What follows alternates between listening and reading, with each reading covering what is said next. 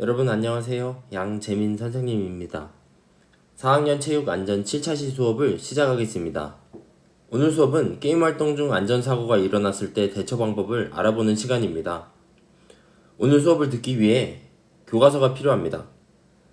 오늘 수업은 교과서 132쪽, 133쪽에 해당되는 내용을 진행을 할 예정입니다. 교과서가 없는 친구들은 선생님이 만든 수업 영상을 시청해주면 되겠습니다. 집중해서 들어주시고 교과서가 있는 친구들은 교과서와 선생님 수업 영상을 같이 보면서 수업을 하면 되겠습니다. 온라인 수업은 교과서를 활용해서 진행을 합니다. 그래서 학교에 등교했을 때는 여러분이 체육관에서 선생님과 열심히 체육 수업을 하면 되고, 온라인 수업을 들을 때는 교과서를 가지고 집으로 돌아가서 온라인 수업 들을 때 교과서를 가지고 수업을 들어주기 바랍니다. 무슨 말인지 알겠죠? 자, 그리고 교과서와 필기구가 필요합니다. 오늘 교과서에 있는 그림들을 보면서 어떤 대처 방법들이 있는지 같이 알아보도록 하겠습니다. 오늘 수업의 순서는 4가지 순서로 진행합니다. 먼저 안전사고 대처 관련 영상을 시청하고 안전사고가 일어날 수 있는 상황을 같이 알아보겠습니다. 그리고 안전사고가 일어났을 때 어떻게 대처해야 되는지 한번 살펴보고, 마지막으로 수업을 마무리하는데 그 전에 라이스 요법에 대해서 한 번 더 살펴보도록 하겠습니다. 시작 전에 안전사고 대처 관련 영상을 시청하려면 여러분이 선생님이 만든 수업 영상을 정지하고 영상을 시청하고 다시 돌아와야 합니다.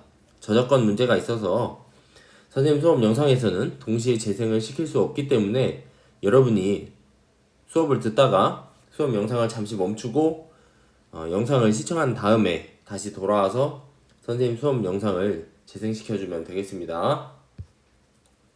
자, 오늘의 학습 목표를 먼저 알아봅시다. 오늘의 학습 목표는 오늘 수업을 들으면 여러분은 게임 활동 중 안전사고가 일어났을 때 대처 방법을 알고 이를 실천하여 사고의 피해를 줄일 수 있어야 합니다. 대처 방법을 아는 것에서 그치는 것이 아니라 이를 실천하는 것이 중요합니다. 알고만 있으면 아무 소용이 없습니다. 우리가 어떤 것을 배우고 또 익히는 이유는 적절한 상황에 맞게 우리가 배운 내용을 실천하고 활용하기 위해서입니다. 그래서 오늘 배우는 이러한 안전사고 대처 방법을 실제 그런 상황이 발생했을 때 여러분들이 적절하게 실천해서 사고의 피해를 줄일 수 있었으면 좋겠습니다. 무슨 말인지 알겠죠?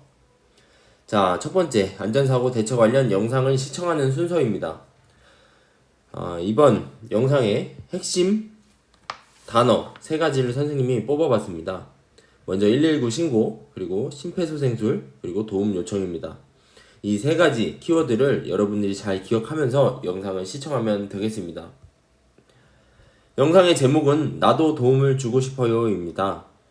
선생님이 추가 콘텐츠로 올려놨죠. 꼭 영상을 시청하고 난 다음에 선생님 영상을 다시 재생을 시켜서 수업을 이어나가면 되겠습니다. 안전사고에 따른 대처 방법을 다루고 있는 영상입니다. 이 영상을 보고 올바른 대처를 통해 안전사고의 피해를 줄일 수 있다는 것을 여러분이 알아야 하고, 또 혹시 모를 안전사고에 대비해서 올바른 대처 방법을 익혀두는 것이 매우 중요합니다. 그래야 적절한 상황에서 다른 사람의 도움을 받기 어려울 때, 혹은 다른 사람의 도움을 받을 수 있을 때 우리가 적절하게 대처를 해서 그 사고의 피해를 줄일 수 있기 때문에 영상을 한번 집중해서 시청해 주기 바랍니다.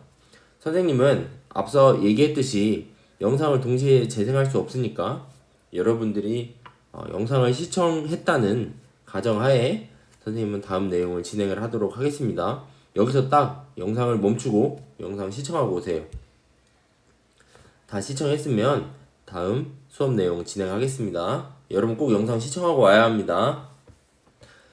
자, 안전사고가 일어날 수 있는 상황을 한번 살펴봅시다. 교과서 132쪽 해당되는 내용입니다. 교과서에는 그림 9가지가 있는데요. 한번 같이 살펴보도록 하겠습니다. 자, 교과서에 있는 그림과 비슷한 그림을 선생님이 한번 그려봤습니다. 해당되는 내용은 활동 1에 해당되는 내용이고요. 교과서 132쪽입니다. 안전사고가 일어날 수 있는 상황을 찾아 V표해 봅시다 라고 나와 있습니다. 그림을 하나씩 살펴보겠습니다. 다양한 게임 활동을 하고 있는데요. 여기서 안전사고가 일어날 수 있는 상황을 같이 한번 찾아봅시다. 여러분 그림 한번 잠깐 살펴보세요. 첫 번째 그림을 보면 화면 말고 교과서 132쪽 그림입니다. 화면에 있는 그림을 봐도 좋습니다. 선생님이 같이 짚어주면서 설명을 하도록 하겠습니다. 자, 교과서 첫 번째 왼쪽 맨 위에 첫 번째 그림을 보면 인라인 스케이트를 타고 가는 모습이 보이고요.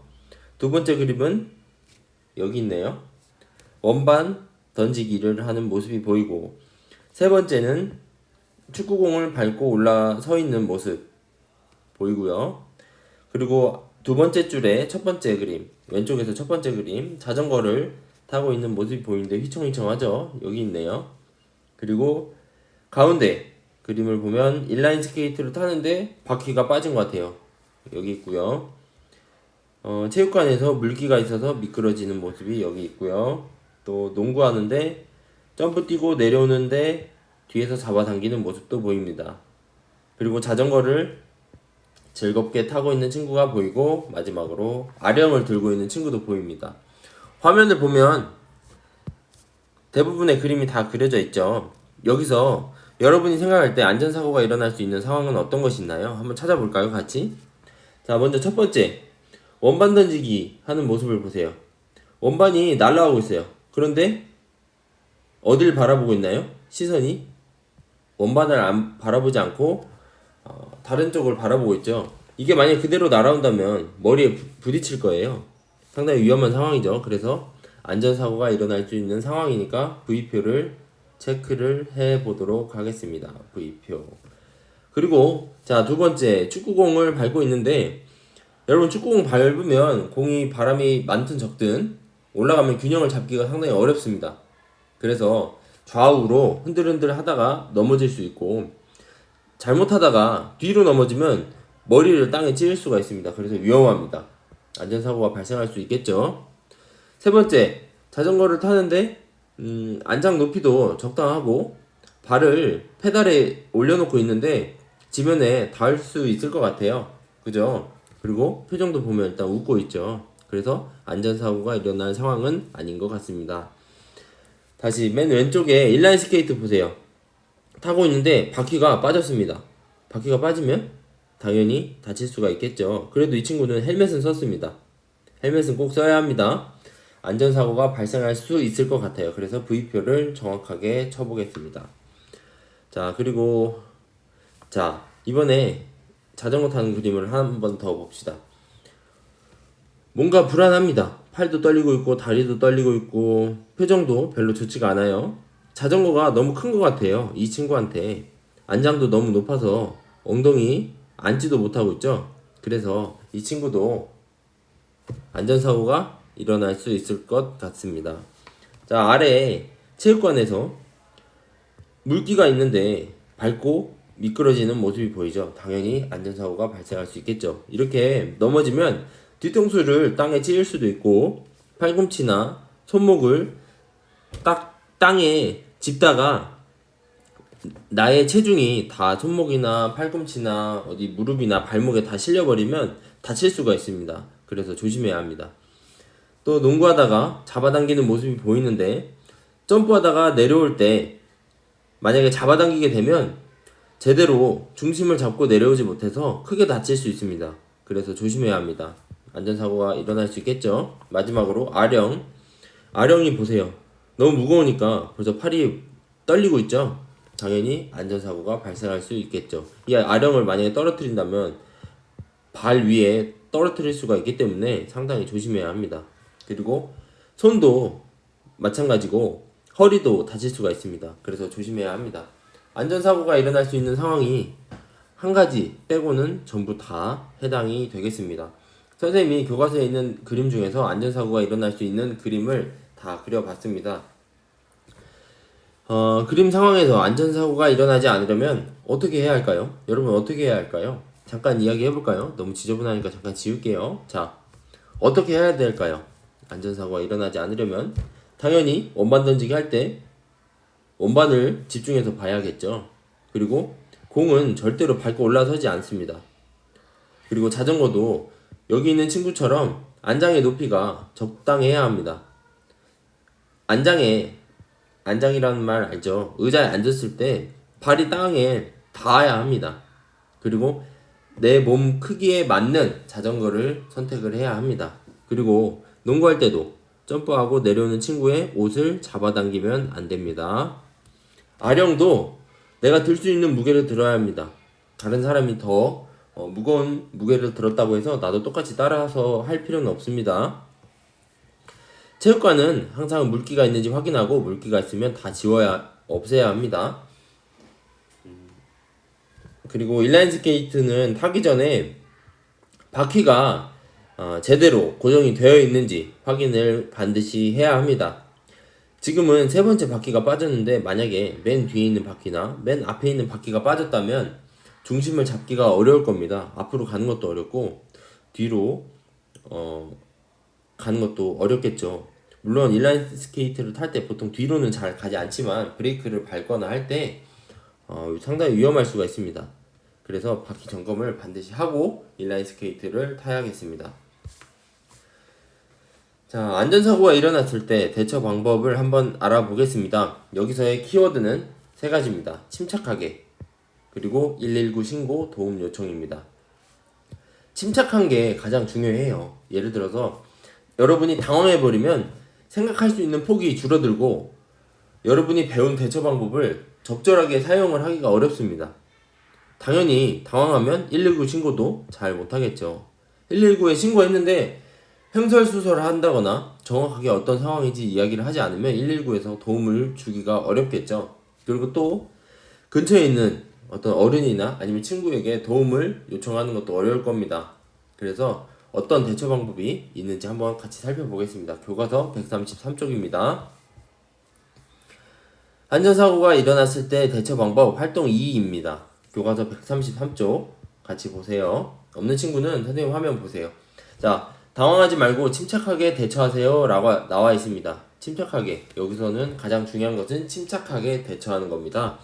자, 첫 번째, 일단 안전사고가 일어났어요. 그러면 사고를 발견해야 합니다.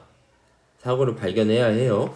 우리가 사고가 어디 일어났나 이렇게 보는 것이 아니라 지나가다가 아니면 다양한 활동을 하다가 사고가 일어난 장면을 보면 당연히 사고를 발견하는 것이 되겠죠. 사고를 발견하면 게임 활동을 하던 중 안전사고가 발생했을 때는 사고를 당한 사람이 어느 정도 다쳤는지 확인하고, 여기서 아직은 어떻게 하라는 얘기는 없습니다. 단순히 확인하라는 이야기가 나와 있어요. 그리고 오타네요. 사고가 일어난 주변에 위험한 요소는 없는지 살핀다 라고 나와 있습니다. 자, 예를 들어서 어떤 친구가 다쳤습니다. 다쳐서 넘어져 있어요. 그런데 지나가다가 이 친구를 발견을 했어요. 그러면 이 주변에 위험한 요소가 없는지 한번 살펴봐야 합니다. 예를 들어서 이 친구가 넘어졌는데 이 주변에 자전거가 다니면 이 친구를 보지 못하고 부딪힐 수가 있죠. 그리고 또 자동차가 다닌다거나 찻길에서 넘어져 있으면 당연히 위험하겠죠. 공원에서도 사람이 많은 지역에서 만약에 다쳐서 넘어져 있다 그러면 일단 위험한 사고가 추가로 발생하지 않도록 일단 살펴야 합니다. 당장에 이 환자를 옮기면 안 됩니다. 옮기지 말고 일단 사고를 당한 사람한테 가서 괜찮은지 한번 물어보고, 움직일 수 있는지 물어보고, 어떻게 하다가 다쳤는지 정확하게 한번 파악을 해야 합니다. 자, 두 번째는 안전사고가 발생했을 때 사고를 알리는 단계입니다. 어떻게 알려야 하는지 한번 같이 살펴봅시다. 자, 안전사고가 발생했을 때는 선생님 또는 어른에게 도움을 요청한다 라고 나와 있습니다. 여기서 선생님에게 도움을 요청할 때는 언제일까요? 학교에 있을 때죠. 특히 체육 수업을 할 때 선생님이 수업 첫 시간에 얘기를 했던 것 같아요. 수업을 하다가 만약에 다친 친구가 있으면 모든 활동을 멈추고 선생님한테 어떤 사고가 났다고 얘기를 먼저 해달라고 했죠. 그리고 학교 밖에서 다양한 신체 활동을 하다가 만약에 다쳤어요. 그런데 여러분끼리 해결이 안 되면 주변에 있는 어른에게 도움을 요청을 해야 합니다. 두 번째로 보세요. 주변에 어른이 없거나 사고의 정도가 심한 경우 119에 신고를 해야 합니다. 자, 여러분 요새 스마트폰 아니면 핸드폰을 대부분 다 갖고 있는데, 만약에 스마트폰이 있는 친구들은 상황을 한번 살펴보고 너무 심각하다 그러면 119에 신고를 하면 되고, 그렇지 않다 그러면 주변에 있는 어른에게 일단 도움을 한번 요청을 해보세요. 어떤 뭐 축구를 하다가 다쳤거나 아니면 자전거를 타다가 다쳤는데 이 친구 병원을 가야 될 것 같습니다. 좀 도와주세요 라고 이야기를 하면 어른들과 같이 해서 안전사고에 대처를 할 수가 있을 겁니다. 만약에 주변에 어른이 없으면 여러분이 상황 판단을 딱 해서 부모님 아니면 선생님, 담임선생님 아니면 119에 도움을 요청하는 것이 매우 중요합니다. 무슨 말인지 알겠죠? 그리고 여기 나와 있는 3번이 가장 중요합니다. 사고를 당한 사람을 무리하게 옮기지 말고 119가 올 때까지 환자를 돌본다 라고 나와 있습니다. 예를 들어서 여기서 지금 사고가 났을 때 환자를 무리하게 옮기지 말라는 이유는 예를 들어서입니다. 그런 경우는 없어야겠지만 인라인 스케이트를 타다가 넘어졌는데 다른 데는 다 멀쩡한데 예를 들어서 목을 다쳤다. 목을 심하게 다쳤어요. 목을 심하게 다치면 몸을 가누기가 어렵겠죠.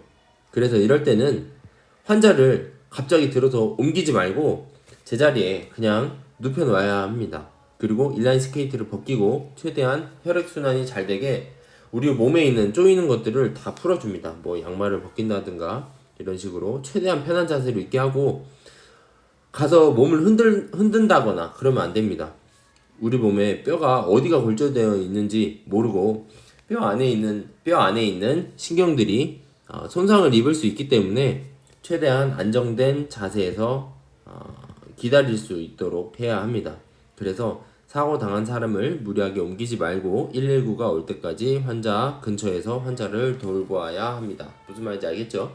그리고 만약에 혹시나 의식이 없어요. 여러분이 발견한 환자가 의식이 없으면 이때 절대로 물을 주면 안 돼요.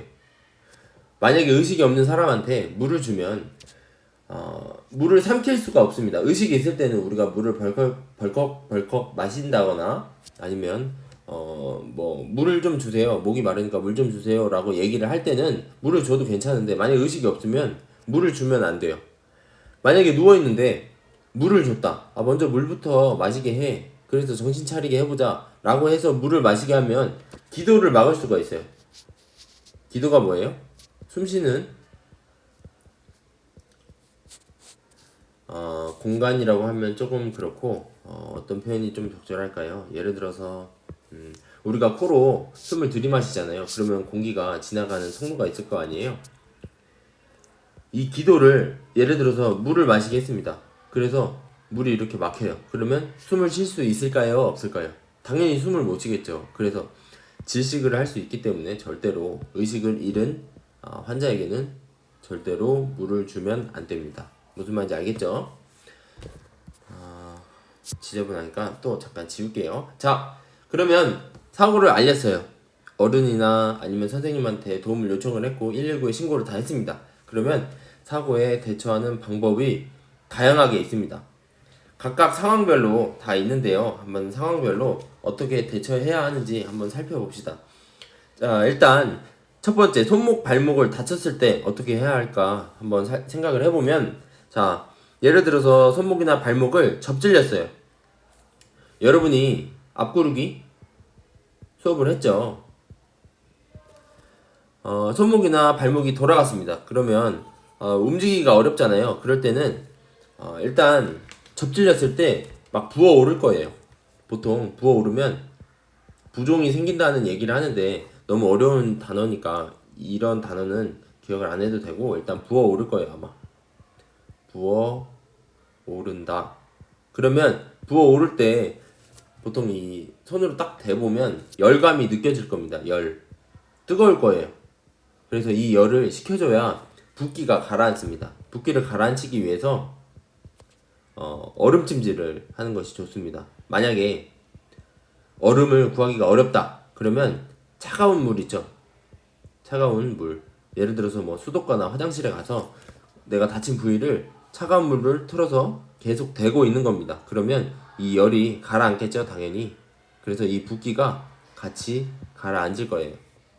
무슨 말인지 알겠죠? 그리고 다친 부위를, 예를 들어서 내가 발목을 다쳤어요. 다친 부위를 심장보다 높은 위치에 올려놓아야 합니다. 여러분 혹시 영화나 드라마 보면 그 다친 환자가 다리를 다쳤어요. 예를 들어서 골절이 됐어요.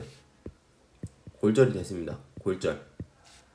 골절이 됐으면 심장은 보통 가슴에 있죠. 가슴에 있는데 다친 부위를 더 높게 들어줍니다. 왜냐면 이 다친 부위가 심장하고 똑같은 위치에 만약에 있다면 우리 혈액이 다친 부위로 가서 다시 돌아오는데 어려움을 겪습니다. 혈액순환이 잘 안 돼요. 그래서 부어오릅니다. 많이 부어오르면 그만큼 나중에 낫는 속도가 오래 걸려요. 낫는 시간이 더 오래 걸린다는 이야기입니다. 그래서 항상 응급처치니까 일단 다쳤어요. 얼음 찜질을 하고 그 다음에 이 다친 부위를 우리 심장보다 높게 위치를 시켜야 합니다. 예를 들어서 운동장에서 축구하다 다쳤다 그러면 운동장 보면 스탠드가 이렇게 있죠. 그러면 운동장에 이렇게 앉아서 다리를 높게 올려놓고 있으면 되겠습니다. 무슨 말인지 알겠죠? 자, 또 지우고 또 만약에 근처에 나무가 있다. 나무가 있으면 다리를 다쳤으면 부목을 대고 기다리는 것도 괜찮습니다. 예를 들어서 어떤 나무가 있다. 자, 이렇게 고정시키고 이 나무가 있는데 우리 몸에 대었어요. 대고 나서 이 나무를 고정시킬 때 어떤 뭐 붕대나 이런 것이 없으면 옷을 활용해도 괜찮습니다. 옷을 활용해서 감아주면 됩니다. 그리고 너무 심할 때는 빨리 병원으로 가는 것이 가장 좋은 방법이겠죠. 지금 설명하는 것은 어디까지나 응급처치이기 때문에 대처를 하고 병원에 가는 것이, 그리고 병원에 가서 정확한 진찰을 받는 것이 중요합니다. 무슨 말인지 알겠죠? 자, 상처가 났을 때 한번 살펴봅시다. 두 번째. 상처가 났어요. 그럼 상처가 나면 뭐가 나죠? 피가 나죠. 피가 나면 이 피가 굳을 때까지 기다리는 것이 아니라 이 다친 부위를 깨끗한 물로 일단 씻어야 합니다. 다친 이 상처가 난 부위를 문지르라는 것이 아닙니다. 깨끗한 물로 이 피를 어느 정도 씻어내고, 또 그 넘어졌을 때 모래나 흙이나 어떤 돌이나 이런 것들이 묻어 있을 수가 있죠. 그래서 깨끗한 물로 일단 이 다친 부위를 좀 깨끗하게 만들어야 합니다. 그리고 또 구급함이 있으면 소독을 하는 것이 중요합니다. 소독을 해서 병균에 감염되지 않도록 그렇게 조치를 해야 합니다. 또 이러한 조치들이 다 끝났으면 연고가 있으면 연고를 발라주고, 또 거즈나 피가 많이 날 경우에 거즈나 아니면 어떤 붕대로 다친 부위를 막아주는 것도 좋겠죠. 그래서 반창고를 이용해서 일단 공기는 통해야 합니다. 여러분이 혹시 그런 친구들이 있을 수 있어요. 예를 들어서 이게 팔뚝이에요. 여기 손이 이렇게 있고, 근데 여기 어딘가를 다쳤어요. 그래서 밴드나 아니면 뭐 거즈를 활용해서 이렇게 붙였어요.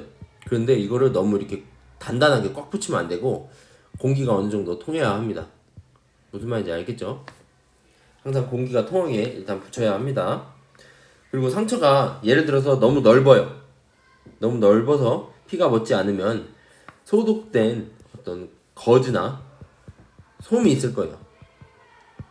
솜이 있으면 상처 난 부위를 일단 막아주고 압박붕대로 상처를 꾹 눌러준 다음에 병원을 가야 합니다. 응급처치를 잘 하고 나서 병원에 가면 그만큼 회복되는 속도가 짧아지기 때문에 매우 중요합니다. 자, 세 번째로 코피가 났을 때 한번 살펴봅시다. 여러분, 그 코피 나는 친구들 많을 건데 선생님의 경우도 그렇고 어렸을 때 코피가 상당히 많이 났던 기억이 나요. 코피가 났을 때 고개를 약간 숙여야 돼요. 예를 들어서 옆모습입니다. 옆모습. 고개를 보통 뒤로 젖히면 안 돼요. 왜 뒤로 젖히면 안 되냐? 고개를 뒤로 젖히면 코피가 다시 들어가요. 그래서 숨 쉴 때 어려울 수가 있어요. 숨 쉬는 것이 어려울 수 있기 때문에 고개를 뒤로 젖히지 말고 앞으로 젖혀야 돼요. 근데 코피가 앞으로 흐르도록 해야 합니다. 그래야 숨 쉬는 것이 훨씬 편하고, 고개를 젖히면 피가 목으로 넘어가거나 아니면 숨 쉬는 것을 방해해요. 그래서 목으로 넘어가면 위장이나 폐로 들어갈 수 있기 때문에 위험합니다. 그래서 만약에 목을 뒤로 젖혔는데 코피가 넘어가면 삼키지 말고 뱉어야 합니다. 뱉어야 합니다. 무슨 말인지 알겠죠? 자, 그리고 솜이 있으면 콧구멍을 약솜으로 막고 콧등과 양눈 사이, 예를 들어서 얼굴이 있어요. 눈이고 코가 이렇게 있습니다. 그러면 콧등과 양눈 사이 이 부분을 손가락으로 지압을 해주면 되겠습니다. 지압을 눌러주고 아니면 얼음찜질을 해주면 우리 피가 차가운 성질이 닿으면 굳어요. 그래서 아까 앞에서도 손목 발목 다쳤을 때 붓기를 줄이려고 뭘 했죠? 얼음찜질 했죠. 같은 원리입니다. 피가 많이 나는 것을 막아줍니다. 그래서 얼음찜질을 여기에 해주면 도움이 된다라는 것을 여러분이 알고 있으면 되겠습니다. 자, 그리고 이빨이 부러졌을 때 혹시나 여러분이 축구를 하다가 아니면 자전거를 타다가 넘어졌는데 이빨이 부러졌어요. 그럴 때 어떻게 해야 되냐면, 부러진 이빨을 버리는 것이 아니라 일단 깨끗한 물로 씻어야 돼요. 깨끗한 물로 씻고 그 다음에 어떻게 하냐면, 잘 들으세요. 우유나 식염수에 담가서 바로 치과를 가야 돼요. 너무 급하다 그러면 편의점에 가서 우유를 하나 사요. 흰우유 얘기하는 거예요. 막 초코우유, 딸기우유 이런 거 말고 흰우유를 사서 그 안에 이빨을 넣으세요.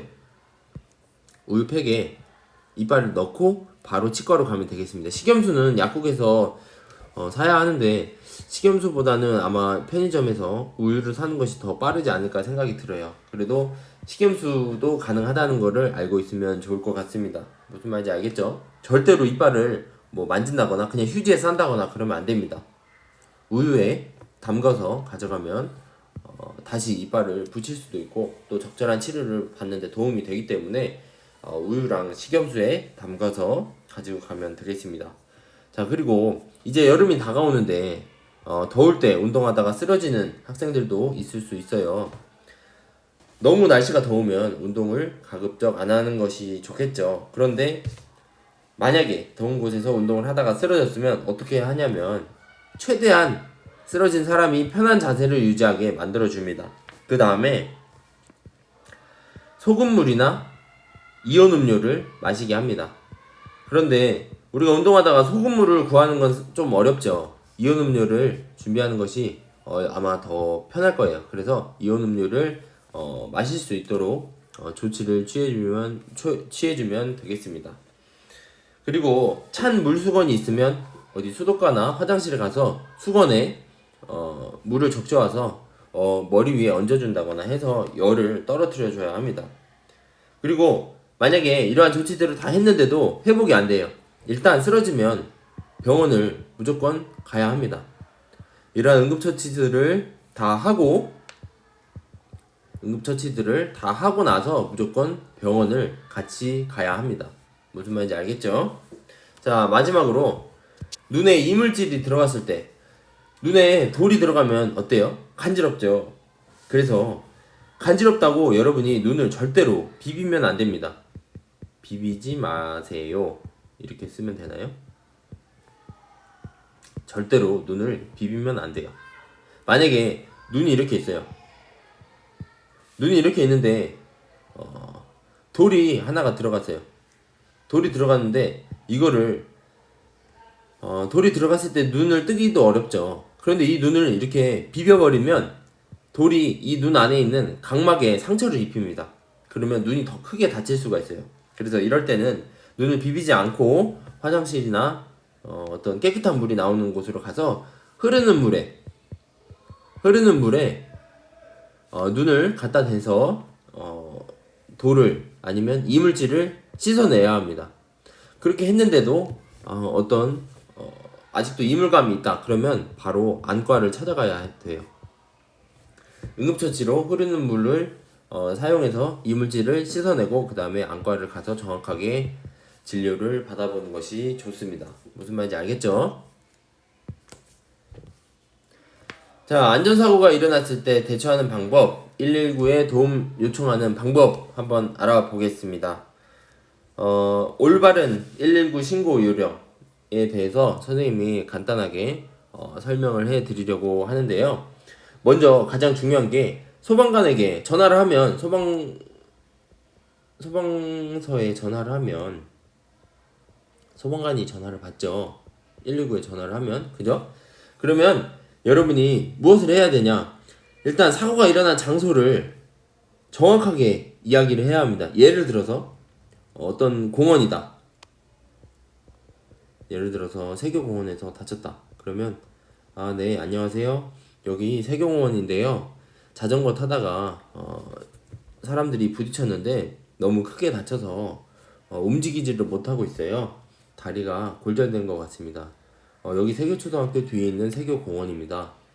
근처에는 부영 1차 아파트가 있고요. 태영 아파트가 있습니다. 뭐 이런 식으로 정확한 장소를 알려줘야 합니다. 세교공원이 넓잖아요. 세교공원 내에서도 세교공원 안에 있는 농구장에 일단 다친 사람들이 있으니까 정확하게 얘기를 해서 빨리 와주세요 라고 이야기를 해야 합니다. 무슨 말인지 알겠죠? 자, 선생님이 지금 앞에서 얘기할 때 사고 원인과 다친 사람 상태를 다 이야기를 했죠. 사고 원인 어떻게 하다 다쳤는지 정확하게 알려줘야 합니다. 뭐 자전거 도로에서 걷다가 자전거랑 충돌을 했다거나 원인을 알려줘야 119에서도 어떤 조치를 취할 것인지 판단을 하면서 도움을 주러 오기 때문에 정확하게 알려줘야 하고 현재 다친 사람의 상태를 정확하게 이야기를 해줘야 돼요. 예를 들어서 뭐 의식은 있는지 아니면 어디를 움직이지를 못한다든가 아니면 골절되는 것 같다든가 아니면 피가 난다든가 이러한 상태를 정확하게 이야기를 해주고 이야기를 하면 소방관이 아마 알려줄 거예요.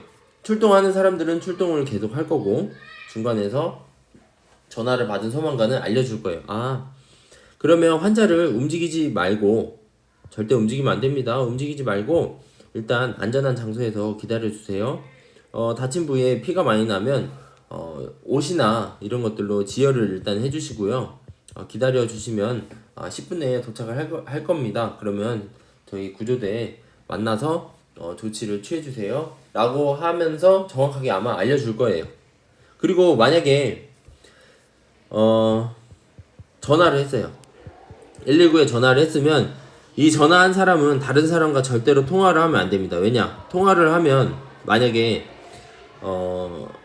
죄송합니다. 지금 다른 수업이 끝나고 지금 지나가는 수업이 끝나고 가는 시간대라서 조금 시끄러울 수가 있습니다. 자, 119 통화를 했는데 A라는 사람이 통화를 했습니다. 그러면 이 사람한테 119가 출동을 하면서 분명히 다시 전화가 올 거예요. 현재 상황은 어떤지, 현재 어떤 상태인지, 그리고 어디에 있는지 정확하게 물어볼 겁니다. 그래서 절대로 다른 사람과 통화하지 말고 통화한 이 사람은 전화를 기다리고 있어야 합니다. 무슨 말인지 알겠죠? 자, 이러한 조치를 하고 일단 기다리는 것이 가장 중요하겠습니다. 그리고 119 신고를 하면 보통 다 당황해요. 당황해서 현재 상황을 정확하게 전달을 못합니다. 그래서 일단은 가장 중요한 것은 침착한 것이 중요해요. 침착하게 이야기를 하면 내용을 침착하게 정확하게 잘 전달을 해야 합니다. 그래야 빨리 조치를 받을 수 있기 때문에 침착한 것이 매우 중요하다라는 것을 여러분이 알고 있으면 되겠습니다. 그리고 환자가 다쳤을 때는 어디를 다쳤는지도 이야기를 해야 합니다. 그러면 구급차가 오는 동안에 응급처치를 할 준비를 합니다. 미리 장비나 이런 것들을 다 준비를 하고 구조대원들이 어떤 조치를 취할 것인지 서로 얘기를 하기 때문에, 그리고 또 어떤 병원으로 보낼 것인지 이야기를 하기 때문에 정확하게 이야기를 해주는 것이 좋습니다. 무슨 말인지 알겠죠? 자, 오늘 수업을 정리해 보겠습니다. 오늘 수업 대단히 길었는데 정리해 보겠습니다. 그 전에 라이스 요법을 한번 살펴보고 가겠습니다. 라이스 요법은 영어 앞글자를 다 따서 만든 겁니다. 자, 일단 첫 번째로 휴식입니다. 휴식의 영어는 레스트라 그래서, 일단 다친 사람이 발견이 됐어요. 환자 발견이 되면 일단 눕혀서 기다립니다.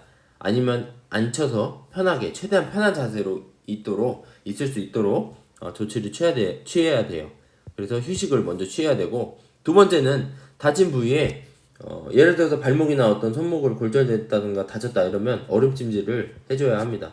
얼음을 구할 수 있으면 얼음찜질을 하고, 얼음을 구할 수 없으면 차가운 물로 해도 괜찮다고 했습니다. 그래서 얼음찜질은 아이스입니다. 그리고 마지막으로 세 번째로 압박입니다. 압박은 환부가 있죠. 환부, 다친 부위를 이렇게 붕대로 감아줘야 해요. 예를 들어서 여기 지금 그림에서는 발목을 다쳤죠. 발목을 다쳤을 때 얼음 찜질을 하고, 그 다음에 압박을 해서 붓기가 더 이상 붓지 않도록, 가라앉도록 조치를 취해야 합니다. 그리고 압박을 하면 고정되기 때문에, 이 환부가 고정되기 때문에 이 안에서 더 이상 움직이지 않죠. 그래서 근육이나 인대나 신경이나 손상이 덜 갈 수가 있습니다. 그래서 꼭 압박을 해줘야 하고요. 마지막으로 이 다친 부위를 올려줘야 합니다. 여러분 그 엘리베이터 알죠? 엘리베이터라는 단어와 유사한 엘리베이션이라는 단어를 써서 환부 올리기가 있습니다. 그래서 이렇게 환부를 올려주면 이 라이스 요법을 다 끝내게 됩니다. 대부분 이 라이스 요법은 타박상이나 아니면 염좌의 경우에 실시를 하면 되겠습니다. 이 염좌가 뭐냐면, 근육이나 아니면 인대가 비틀어지거나 접질린 경우, 이러한 경우를 의미를 합니다. 이럴 때 사용을 하는 요법이 라이스 요법이고 응급처치 요법이니까 여러분 기억해 두세요. 알겠죠? 자, 오늘 수업을 정리해 보겠습니다.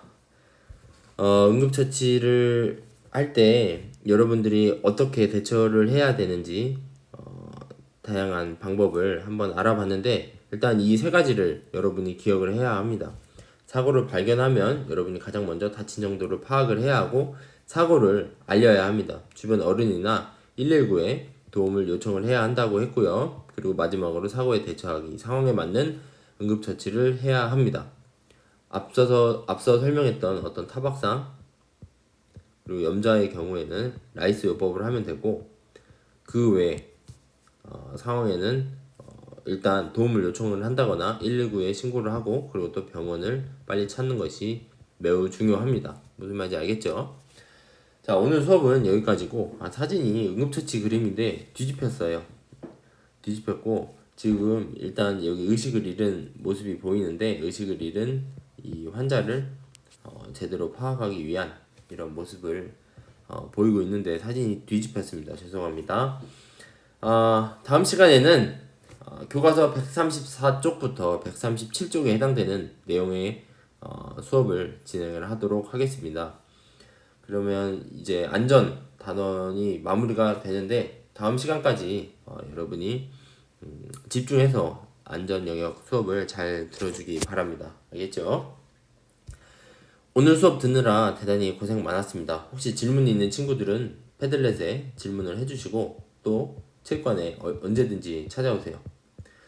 패들렛 올리는데 지금 질문하는 친구들이 거의 없습니다. 그리고 이상한 단어를 많이 적는 친구들이 있는데, 될 수 있으면 패들렛은 질문을 하는 용도로만 활용을 해주세요. 무슨 말인지 알겠죠?